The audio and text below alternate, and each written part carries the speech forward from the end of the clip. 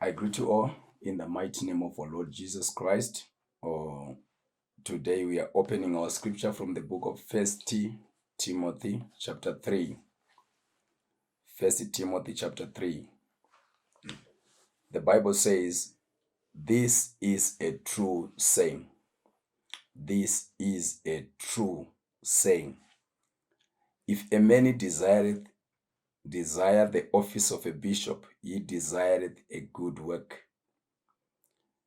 Verse number 2. A bishop then must be blameless,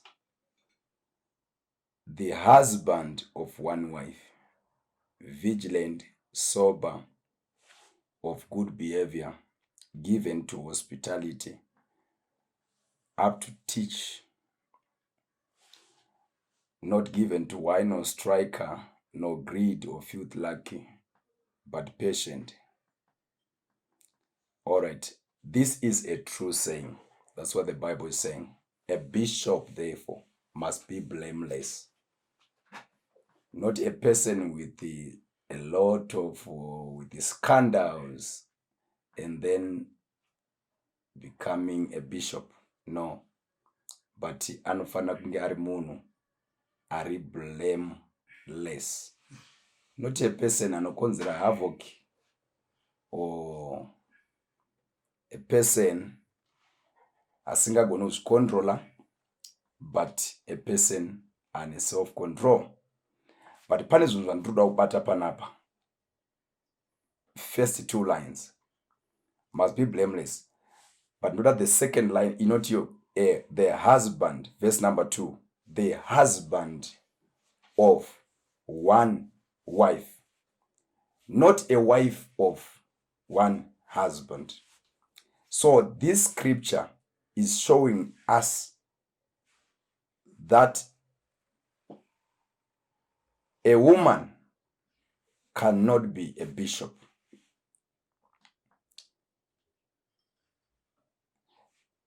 Or a pastor, because this one is referring also to a pastor. A bishop is just a senior pastor. So we are saying he should be a man of one wife, not a wife of one husband. Though in our generation, which is a perverse generation and adulterous generation, where anything can be done, people are committing spiritual fornication.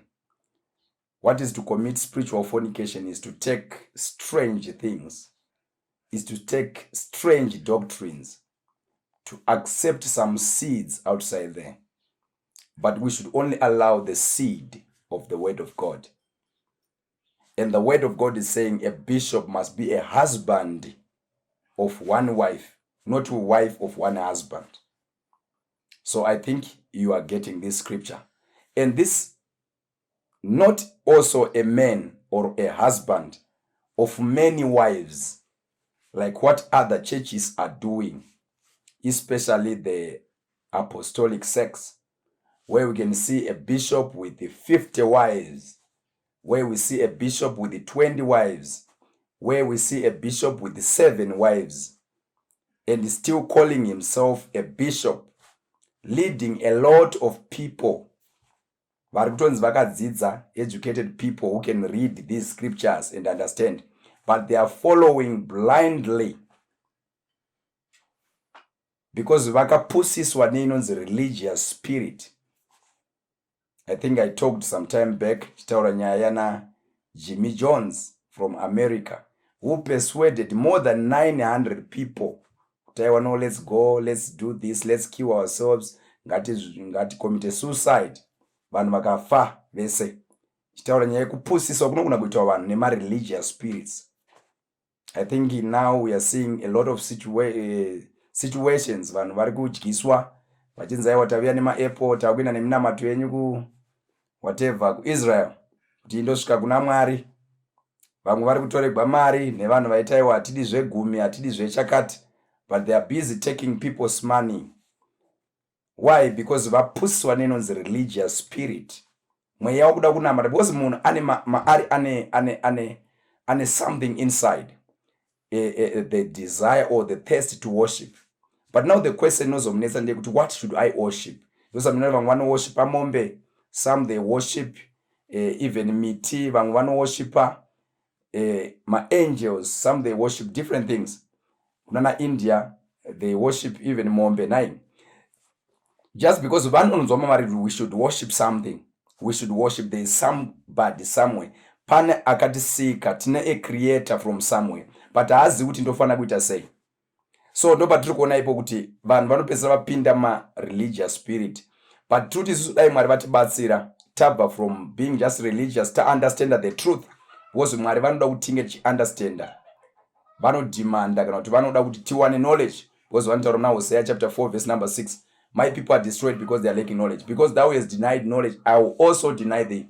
Because people are ready to deny, especially people who gospel, they hate the truth to an extent that they feel like a man offended when they hear the word of God. But Jesus are not here. Blessed are them, they who are not offended in me.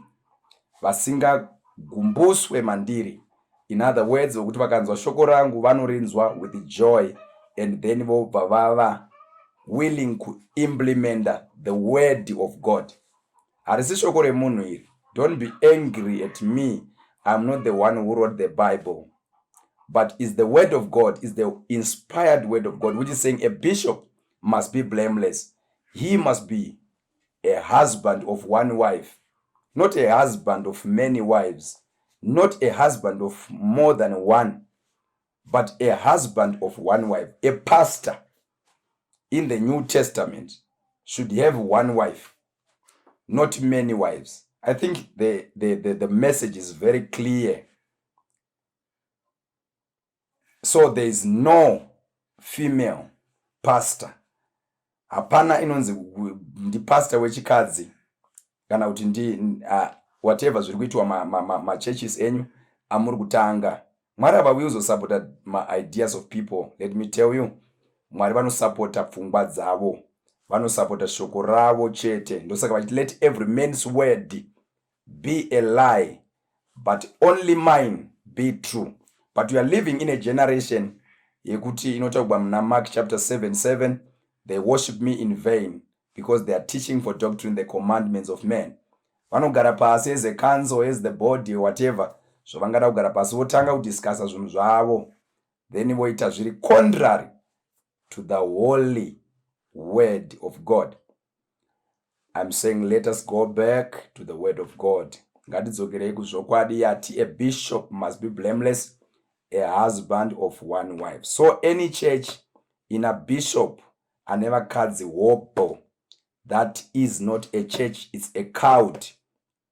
Kanhu kenyu murikuita michongoyo yenyuwo. One day muchazopindura zvenyaya dzenyu idzodzo dzekanhu kamaita ikako. But zvamwari musa waste time muchitaura izvozvo, because matoratidza kuti madinaya kudhara scripture riri kuti iro a bishop must be a husband of one wife. Mwari vakuitirei zvakanaka. God bless you so much. Ngatirambei tichitsvaka zvokwadi. They shall know the truth, and the truth shall set them free. God bless you.